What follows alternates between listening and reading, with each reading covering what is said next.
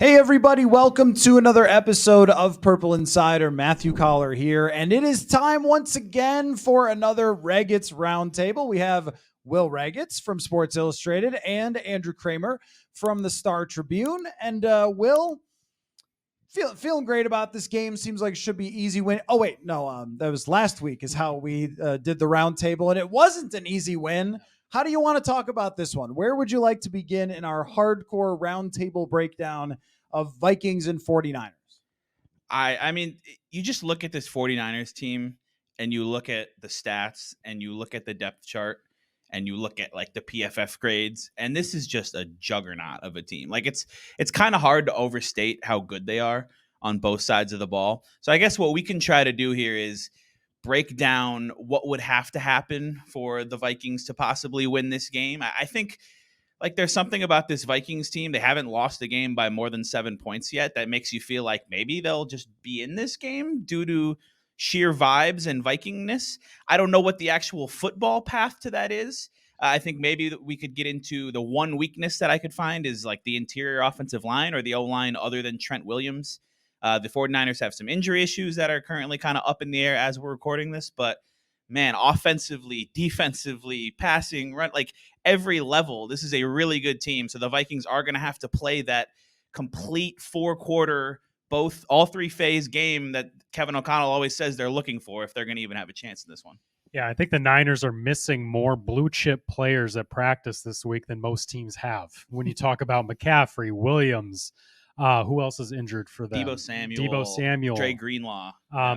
Exactly. You go down the list. So many guys that will be atop of the scouting chart for most of these teams. And the Niners, I think the path is going to have to start with the Niners missing those guys on Monday night. San Francisco kind of deciding, hey, you know what? Maybe we're not going to need you guys this week. Maybe we can take it easy on a 2-4 team, and maybe the Vikings can catch them by surprise a little bit. I think it has to start there. It's funny because the Vikings are perpetually not injured very often and sort of maximize what they've got there by not ever really being that hurt. And the 49ers are perpetually always hurt. And you're saying, well, if only they could get healthy, then they could be a real juggernaut. As you mentioned, on paper, this is a bloodbath, though. I mean, they are second in the league in basically everything. It's like Miami on the offensive side. Brock Purdy has been brilliant. Christian McCaffrey leads the NFL in rushing yards. He's second in rushing touchdowns. Brandon Ayuk is averaging 18 yards per catch, and it is going to be a harder road for them if those players are injured. But I also think that there's a belief, and this does not count when you're playing Cleveland, the best defense in the league, but there's a belief that Shanahan is so good at dialing up offensive scheme and play calling and everything else, and that Purdy understands it so well that no matter what the defense does or even who some of the playmakers are, there's still a really good opportunity for them to overcome that and have a good offensive day. Even with, I mean, we've seen running backs. Jeff Wilson had a good day once against the Vikings, and I see Raheem Mostert is at it again, but he started in San Francisco as just a speed guy who would get the ball and then make something happen. McCaffrey is a different level than their backups, but it's not like, you know, anybody can do it with them. You know, it's not like McCaffrey's the only one in the world who can run, and that's what makes it challenging. So yes, the path starts with the injuries, but I think the path starts with, can anybody get open for the Minnesota Vikings? Last week, the Bears put a lot of attention on Jordan Addison, and then it was like no answer. It was high difficulty catches for KJ Osborne and TJ Hawkinson that once again they could not make. And those were the best plays that they had. And aside from that, there wasn't anything easy, and it's only getting harder against San Francisco. Yeah, if the Vikings had Justin Jefferson in this game, that would be the number one kind of point we're making of when you have the best receiver in football, you give yourself a chance. They don't have him, so they have to find a way to get around that. And I mean, I think people maybe point to, oh, the 49ers are beatable. They just lost to the Browns. Like, you make a good point. That Browns defense is by far the best defense in the league through 6 weeks. You look at DVOA, EPA per play, all of that. They have been unbelievable. So the Vikings don't have that level of defense at all, as hard as Brian Flores has tried by blitzing 60, 70% of the time. Like, this 49ers team, and it's not necessarily an interesting thing to just go on and on about how good they are, but they're second in all these offensive things to Miami. but their defense is top 5 too. This defense is unbelievable at all 3 levels. You look at the guys they have up front, Nick Bosa, Javon Hargrave, Javon Kinlaw, all these different guys. And then the second level, Fred Warner is like maybe the best linebacker in football. And even the secondary, which is arguably the weakest link, has Talanoa Hufanga, Tashawn Gibson at safety. Like they've been playing really well. So put it all together and they're number 1 in overall DVOA, the Super Bowl favorites according to Vegas. Like the Vikings are going to have to play really well. I agree with your point, something about Christian McCaffrey. It's interesting. There's an MVP kind of conversation with him, and he's a really, really good player. But if he doesn't play this week and it's Elijah Mitchell or Jordan Mason, whoever at running back, like, do the Vikings feel that much better? I don't think they do, because this Shanahan offense and the offensive line and all the things that they can do with kind of whoever is in there. So it is a huge test for the Vikings, and I don't really even know how they're going to put together a plan to do this, but you got to try. Yeah, I could absolutely see Jordan Mason running for 100 yards and 2 touchdowns against this Vikings defense when you got to pay attention to all the window dressing, the motions. Even if Debo's out, it's still Kittle, it's still Ayuk. It's still a lot of weapons there, and it's going to set up for all these other guys, no matter who they are, RB3 on the depth chart, to go out and produce. And this 49ers offense, as we talk about, is such a well-oiled machine.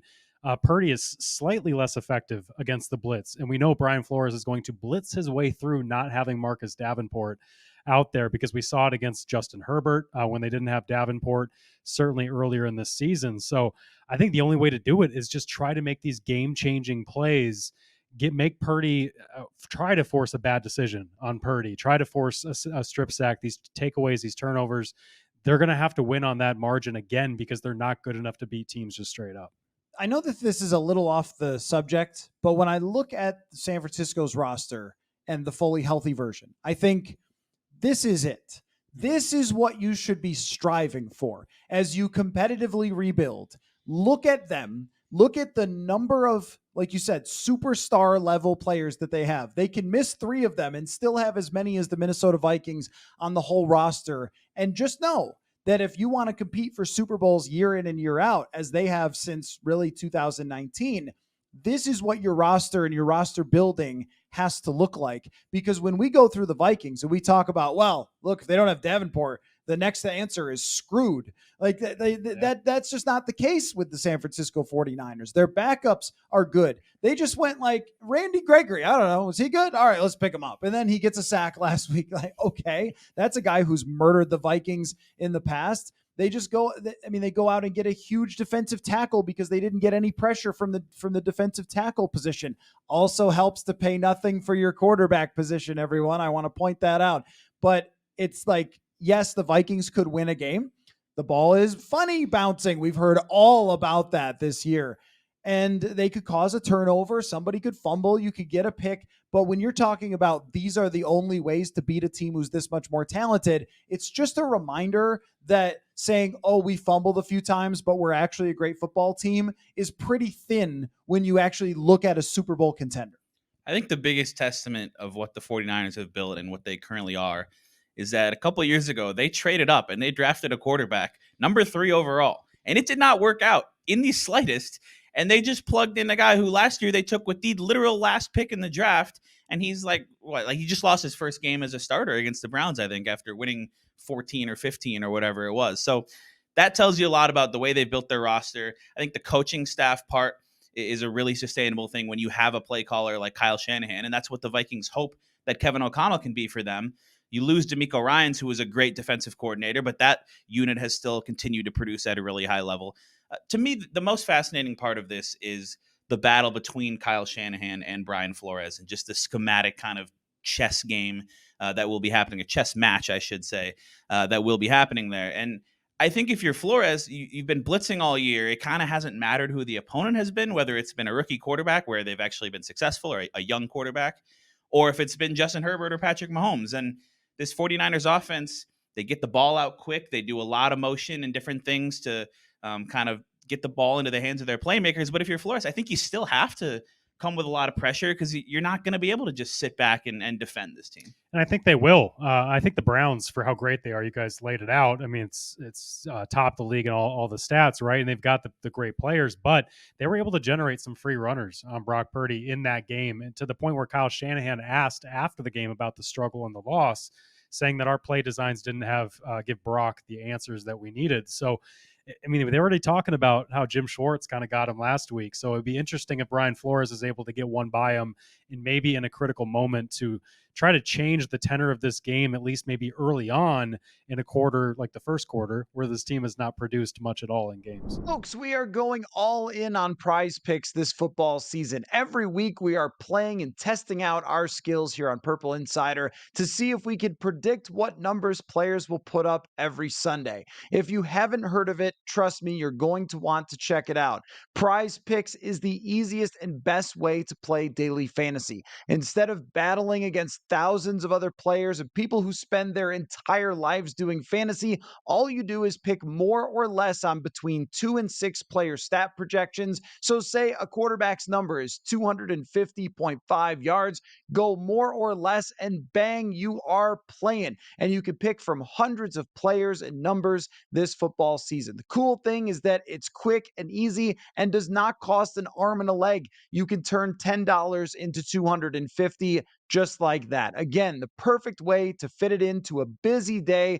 Click, and you're playing. This isn't just something that I like. You're going to hear us doing every single week, Prize Picks on the show on Purple Insider. So go to prizepicks.com/purple and use the code PURPLE for a first deposit match up to $100. That's prizepicks.com/purple with the code PURPLE. Daily fantasy sports made easy. Folks, want to remind you to make Little Caesars the official pizza sponsor of the NFL part of your game day. Order online during their Pizza pregame 1 hour before NFL games and get ready for some football and fun. Choose your favorite Little Caesars pizza or pick the toppings you crave. Either way, you win. And speaking of winning, everyone scores with convenient delivery or their in-store pizza portal pickup. So grab some friends and enjoy a few slices during the tastiest hour before kickoff. Is this the worst time to face the 49ers aside from the injuries? They got to be mad as hell. Oh, mad, yeah. Right? Not only that, Yeah, but they yeah. just saw a very aggressive defensive coordinator, and whatever answers were not there, you can bet that they spent not only just the week, but an extra day to prepare, which giving Kyle Shanahan an extra day, not great, to prepare for everything that Brian Flores might throw at them. And Flores has been, it's hard for me to say what is a creative blitz, what's not a creative blitz, but there are a lot of them. There's a lot of different looks. There's a lot of different fronts. There's a lot of different, where is Josh Metellus on this play? Where is Harrison Smith on this play? Where is even Cam Bynum has been up in the box way more often per game than he was last year. And if you're going to try to do something to mess with them, it starts there with the pre-snap, and can you force Brock Purdy to have to think at all? Because where he's really good, it seems to me, is reading all the information and then delivering on the football. And it doesn't have to even be perfect. It's just if he has the right answer pre-snap or post-snap, then he's got it. But when they did mess with him a little bit, there were some answers there. And his completion percentage when blitz drops by like 15%. And that might be the only way to do it, assuming that Kyle Shanahan just doesn't have all the answers. And here's where I think it's really key. The 49ers always run the ball successfully. This Vikings team has been the most up and down against the run I can ever remember. It's like one week we think they're the worst team ever against the run. The next week they're like, oh, wait, are that what? Huh? They just completely shut down the run. In my mind, it starts there, McCaffrey or not. I just don't think I actually don't think the Vikings are a good run defense team. I think they're bad. And I think they've been lucky to face the Bucs, the Chargers, some bad rushing offenses, and last week catch the Bears without Khalil Herbert. Yeah, I mean, if you're Flores, you have to just lean into what you've had success with so far, which is blitzing and doing it creatively and simulating pressures in certain times and using these fire zones and all of these different things. And kind of the versatile personnel that the Vikings tried to give him this offseason that they've built going back a few years, where it's Josh Metellus and you're using all these different safeties. It's a bummer that the Vikings don't have Marcus Davenport this week. I think that's legitimately a really impactful loss for every game, but for this game specifically. When you look at the 49ers offensive line outside of Trent Williams, you probably can't name a lot of them unless you're a 49ers fan. It's like Jake Brendel and Aaron Banks. I don't even remember all of them. And Aaron Banks is one of their guards. He's questionable this week as well. So that would be a place where Marcus Davenport could give you some matchups where you line him up over a guard or over a center. And I think the Vikings can do that with Danielle Hunter as well, but then you're asking a lot of DJ Wanham and Pat Jones, and those guys have had success when they've been like the third or fourth guy and they've been put in some advantageous spots. And when you're asking them to just go one-on-one, especially if it's Trent Williams, that's not going to go very well for the Vikings. So it's you have to lean into the versatility, and I agree with your point. Try to make Brock Purdy think a little bit, because if he's just handing it off and getting the ball out on screens and slants and all these things, the 49ers can just march down the field, and then if they break one tackle, it's a 60-yard play. Yeah, Matt, Brian Flores has been nice in talking about all the plays that DJ Wanham and Patrick Jones have almost made. I think his phrase was making a play without making a play with some of these guys, but they're just not making that many plays. Yeah, I'd rather just see them make the plays. Yeah. Like, I mean, when you're – it's always interesting to listen to coaches try to compliment people that they know they have no other chance. I remember Mike Zimmer saying that Chris Jones, remember Chris Jones, the corner, that he was like a pleasant surprise. And then the next week he failed to tackle Tony Pollard and he ran for a 50-yard touchdown. I was like, well, Zimmer tried to give a compliment. Sometimes you just got to do what you can.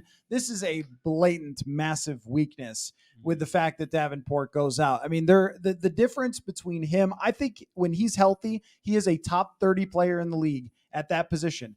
And DJ Wanham and Patrick Jones are in the bottom 5%.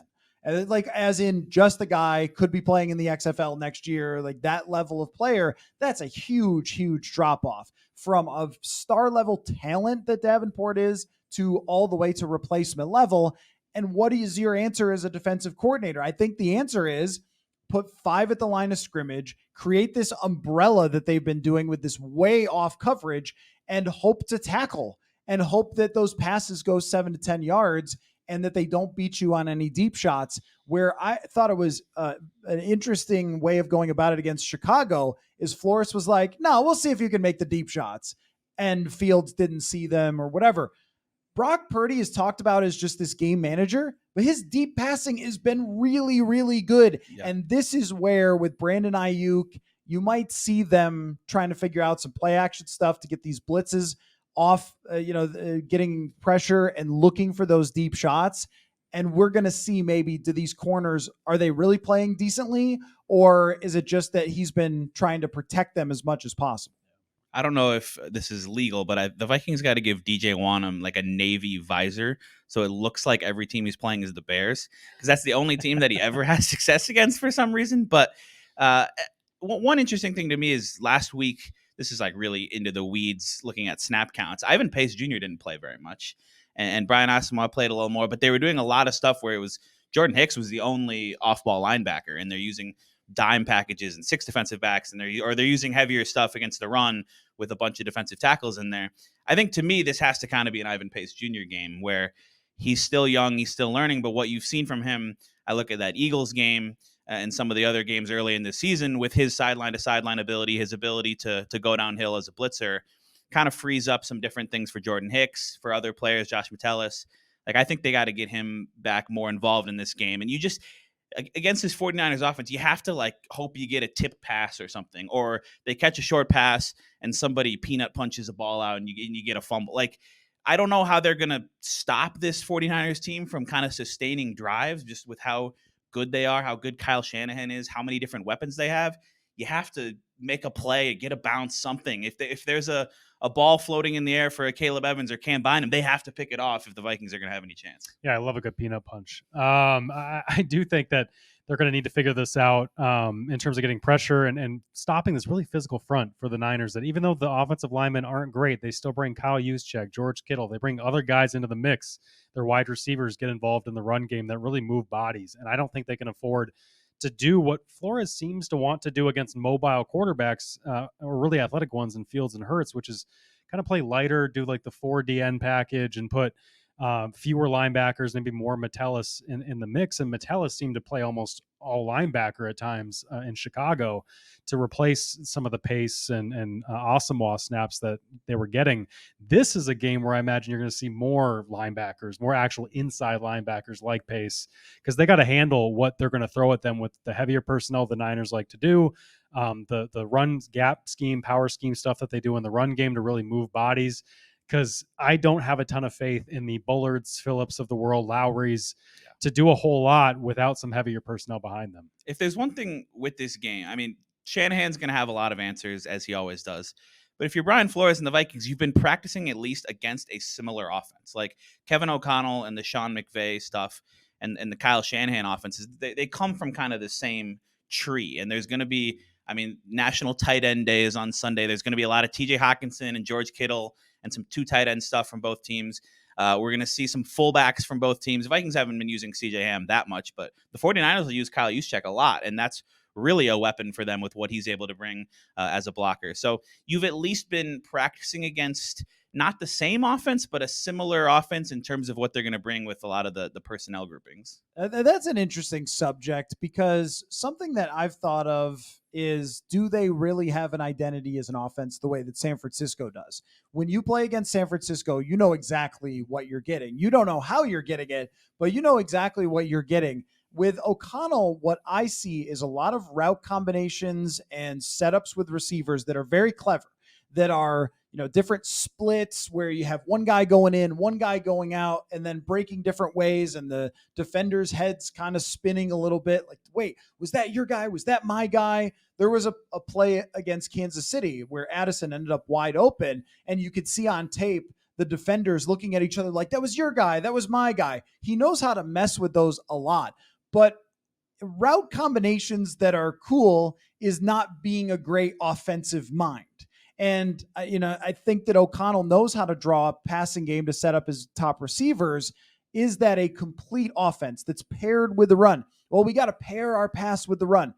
I haven't seen that. I haven't seen that in 2 years. I see that like crazy with Kyle Shanahan, like psychotically good at pairing the run with the pass. This is like, okay, pass, pass, and run out of obligation. Someone gets in the head, says, can you please run? Okay, I will run one time, 3 yards, pass. And that's where I don't know if you can find that this week. But if you don't have that against this 49ers defense, where can you really go? By just hoping and praying that your route combinations get KJ Osborne open enough to make plays. And look at how a guy like Mike McDaniel has quickly instituted that in Miami, where it's not just, it's the first year, the marvel with the passing game, but the second year, the running game is one of the best in the league. And it's because of the personnel they bring in, but it's also because of the scheme and how they can blend it all together. And it's been 2 years in Minnesota. We have yet to see that in terms of the run game really be a true compliment. Yeah, I agree. I think you have to be, I don't know if disappointed is the right word, but maybe when the Vikings hired Kevin O'Connell, you were hoping at this point, midway through year 2, it would look a little bit more like what Kyle Shanahan has done and what Mike McDaniel has quickly been able to do. And I think they're still learning, and they're still kind of trying to figure out what works best with this team. I don't know if there's an issue with Alex Madison or Cam Akers or kind of the running backs, but that's never really been an issue for any of these coaches who's playing running back. You can generally scheme these things and block them so that anybody can average 4 or 5 yards per carry. And the Vikings haven't been able to do that. And it's weird because you look at the PFF run blocking grades, and all the Vikings offensive linemen are theoretically really good at run blocking. And they have Josh Oliver, who's maybe the best run blocking tight end in football. And it just still hasn't really been there, which I don't know. Do you think that the Vikings, do you think it's a Madison thing at all? Or is it a coaching thing? Because I'm curious if we see more Cam Akers. He had 2 touches last week for 15 yards, and that was it. And Alex Madison had 25 combined targets and touches, really inefficient. He had 2 more drops. I think he leads the league in drops. It just hasn't. I don't think, I'm not advocating for Cam Akers kind of taking over as the workhorse or anything like that, but it seems to me like I thought this was going to be more of a 60-40 split, and we really haven't seen that, especially last week. Well, I'll give a Kirk Cousins press conference answer and say it's a combination of things. It's a combination of things. Never any one thing. It's never any one thing that causes your offense to not be able to run at all. For me, when I watch it, I don't see too many confused defenses when they run. And when Kevin Stefanski was the offensive coordinator, we knew they were going to run outside zone. And yet you would still see teams, plowing one way, and then there's a cutback, and there's a big lane, and there's big gaps. And then I don't know how that's created, but when I watch that run game, I see defenses just out of their gaps, being confused. Then on play actions, they're running completely one way and go, oh no, the quarterback still has the ball. I don't see that either from opposing linebackers when they run play action, that they're not fooled thinking, oh, it's going to be a run. They're not afraid of it. And there isn't a ton of cleverness to it. But also in Miami, they got dudes who run 4.3s. And you have dudes who run 4.3s, but you don't play them. One of them is Ty Chandler, that when he gets the ball, he scoots. And with Cam Akers, he scoots as well. Kenny Nwangwu's back. Kenny Nwangwu's back. They don't like him either. What? I mean, He can what scoot too. is it? It can't be that complicated because it doesn't look that complicated. I don't quite understand the dedication and why Cam Akers wouldn't be getting the ball more often. Yeah, when I watched back that the game in Chicago, I see some of the same stuff where it's like it's Ezra Cleveland not playing well, where Jack Sanborn, a linebacker for the Bears, looks like an all-pro against this offense because he's able to beat Cleveland to a spot where you've got a slow guard and you've got a slow running back getting tackled, and a run up the middle that frankly went for, I think, 6 to 8 yards, and it could have gone for 20 had Madison had more of a clear running lane or ran a 4.3. So the speed from the back doesn't, if you don't have that, it's not going to help them when you have guards who are so inconsistent, probably maddeningly inconsistent for this coaching staff, that it's going to take a foot injury for Ezra Cleveland for them probably to conveniently switch these guys out, get a full game of Dalton Reisner in there on Monday night. And I do find it interesting how complimentary these coaches were of Reisner after 10 snaps. They really talked about him in the run game and how the effort and all that. And he did look different from Cleveland. And I think Ed Ingram brings a certain size and power that none of the other interior guys have, and it looks a little more effortless for him. Cleveland has not been that try-hard guard that you need him to be in that spot, and it's been 45 straight starts for him. Probably the last bunch have been a little bit undeserving because of how poorly he's played at times, and I think that contributes to the run game stuff. I think it contributes to why this offense has been so inconsistent, because you don't have a running back who's making up for those mistakes up front, making their blockers look right. And maybe Cam Akers should be that guy. If he's not practicing well, whatever it is, you need to get over that and try to give him some touches and do something a little different on offense as opposed to trying the same stuff over and over. Yeah, I don't know if it's a knowledge of the playbook thing, but he's been here for a month at this point. And as a running back, you wouldn't think it would be all that complicated. I know there's a lot that goes into it, or if it's pass protection or whatever, but to me, it feels like a no-brainer to at least mix in Akers like 35% of the time, if not more. I mean, that's almost what it was the first 2 weeks. So it was really confusing to see it be 45 snaps for Madison and only 9 snaps for Akers in Chicago. I agree. Like, to hear them talk about Dalton Reisner all week has been kind of funny, because it's like you could have played him 3 weeks ago, and they didn't. And I know Ezra Cleveland's had a fine season in some regards by some metrics, but I think if Reisner comes in and plays well and kind of even just does what he did for those 10 snaps in Chicago, I don't necessarily see Ezra Cleveland getting that job back with him set to hit free agency after this season. So I would use Akers more because it shows up on tape where there's opportunities where Darisaw makes an incredible block and gets out in space and knocks the linebacker over, or he reaches the end, and like there's a spot there to get a big play, and Madison just doesn't seem to have that burst to do it. I mean, I think he's fine. I get what they are going for with the tough between the tackles, physical running, falling forward, but you would love to have that big play threat that San Francisco has, that Miami has, that a lot of these teams have in the running game. And Alex Madison doesn't seem to ever get 20, 30 yards on a run. I don't think it's happened much in his career dating back to his rookie season even. And forget speed on 50-yard runs. They need speed to the line of scrimmage because that hole is going to be open for such a short amount of time in this offense. The run game has always seemed a little daylight dollar short, where each run you go, oh, well, that was Madison running into the butt of his guard, or, oh, that was Cleveland not holding his block just enough. And the PFF stuff is very fascinating to me, having studied it pretty closely, because the tackles are so wildly excellent that it brings up the grade for everything. It doesn't mean that you are the Dallas Cowboys of 1993, but you have tackles that could have played for the Dallas Cowboys of 1993. And Bradbury has been very good since he's come back as well. What we see is one rep, Ed Ingram plows somebody and creates this huge gap. And then the next one, he just looks like he isn't really trying that hard, or has his hat placement in the wrong spot. And Ezra Cleveland, it's almost like the guy was always a tackle and never a guard. There's no violence in this guy's game.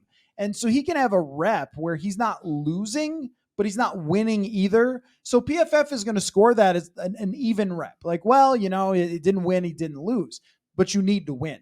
And then a great running back makes that right. If you look at the numbers on, plays that aren't blocked that well, running backs, they have numbers on that for like which running backs thrive. It's usually like the Jonathan Taylors. It's usually the best guys. Madison will not make you right when you're wrong.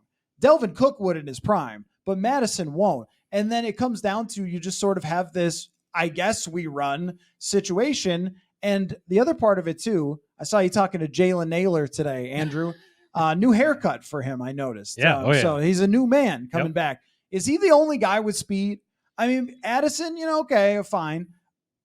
Osborne's not fast. They need speed, and they don't really have it. And not like San Francisco has speed everywhere. Yeah, Addison ran a 4.4 at the combine through a lower back strain. That was the injury this spring that kept him out. But he doesn't have Naylor's faster than that. Yeah, and it's not the 4.3 speed the Dolphins are putting out there from any number of guys. So the Vikings do not have the fastest team in football or the fastest offense in football.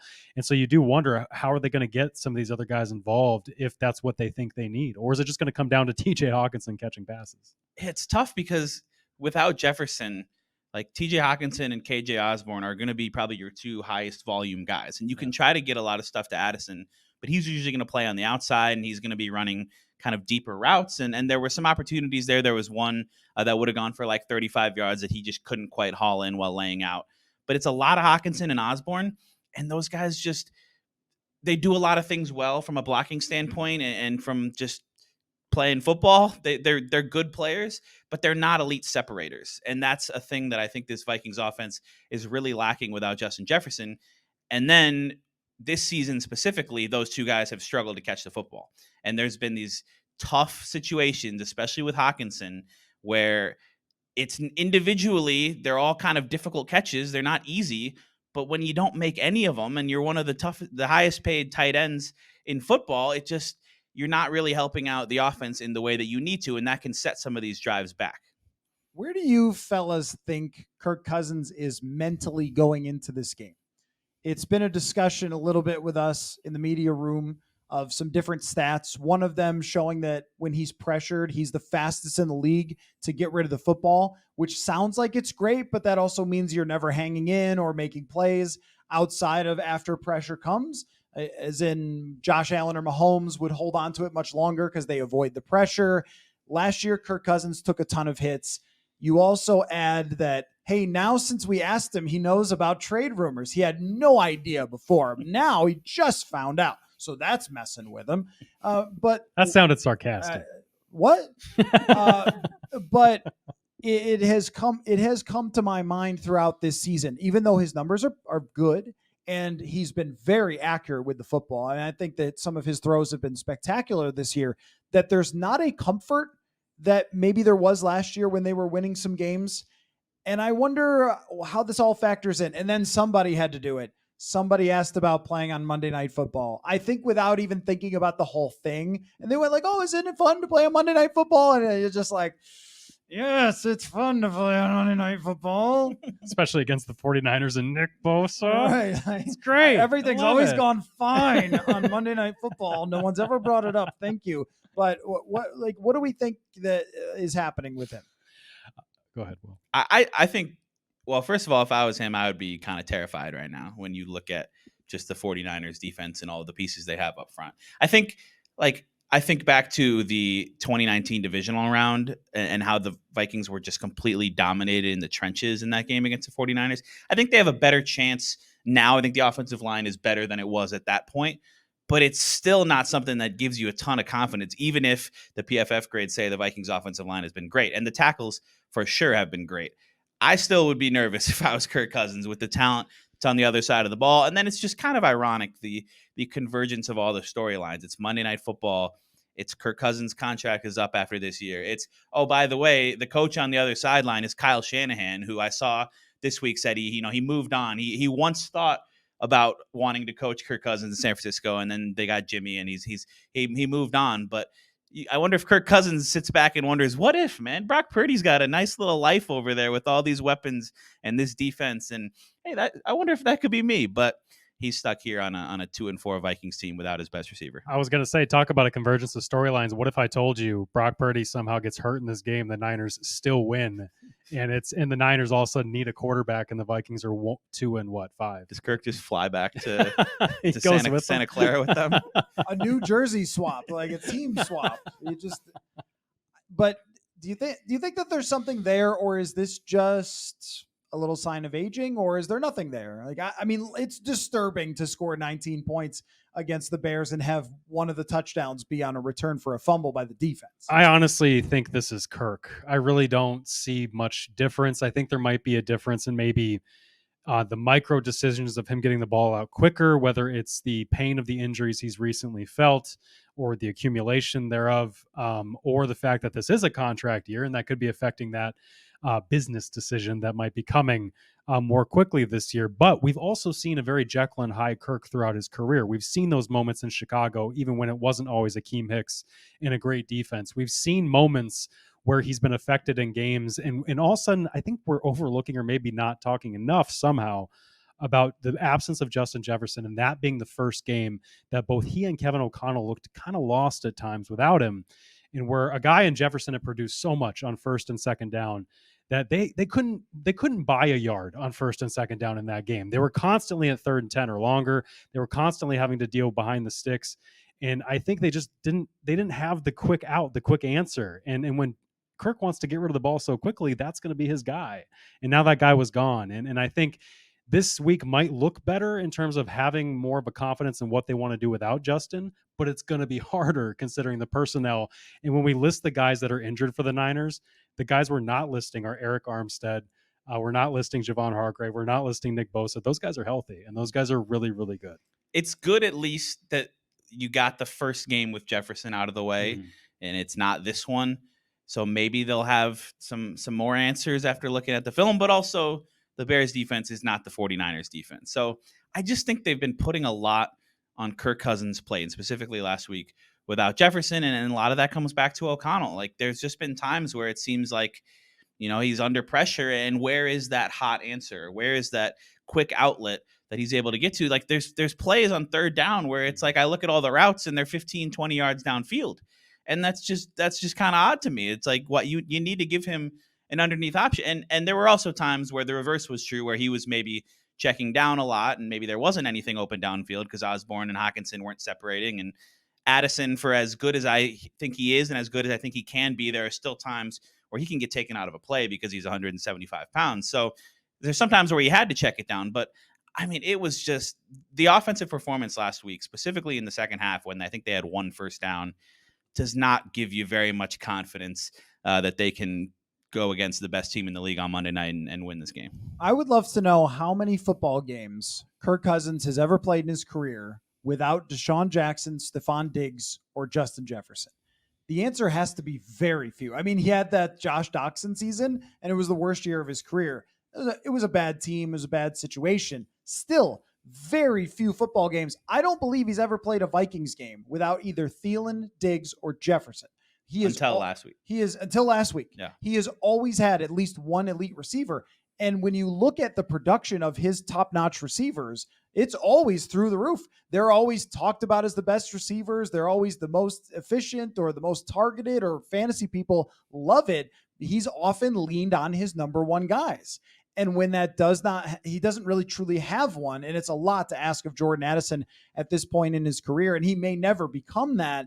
That's where, what are your answers? And look, Kevin O'Connell sat up in that office all offseason thinking of ways to get Justin Jefferson open, not ways to get, Alexander Madison open on a screen that he may catch or may not.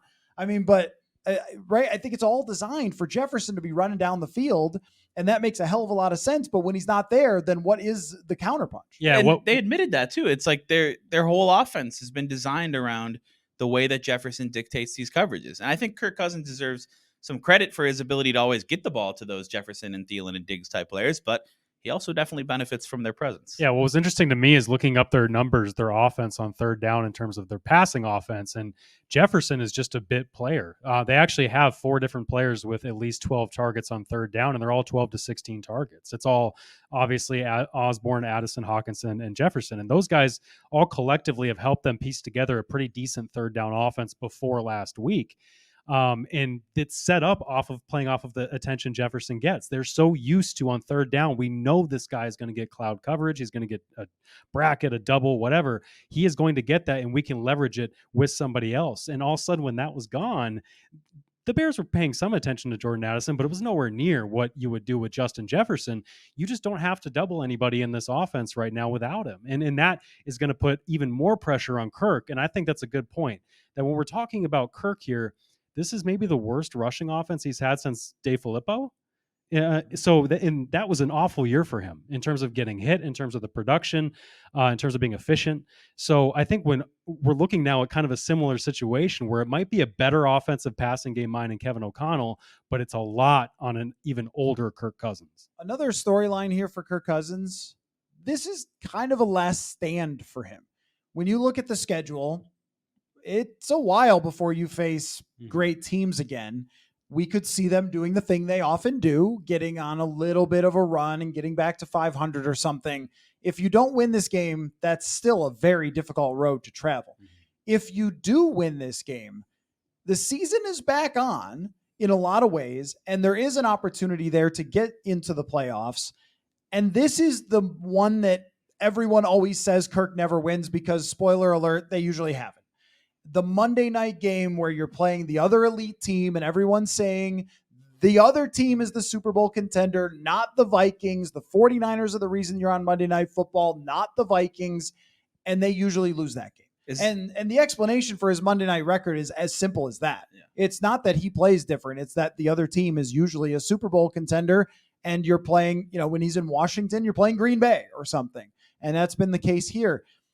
If he wins, there's something to be said for Kirk's got a chance here to go on one of those classic Kirk 6 weeks runs and get this team back. And I don't want to say change the narrative because there's way too big of a sample size to change the narrative, but I just mean to really show something.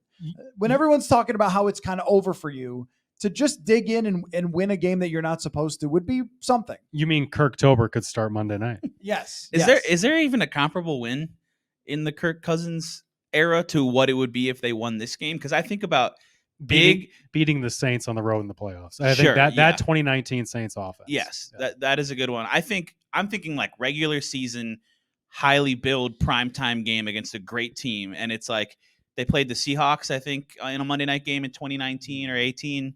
I think 18, and they lost that game. 2019, it was late in the year against the Packers with kind of the division hopes still on the line. They lost that game.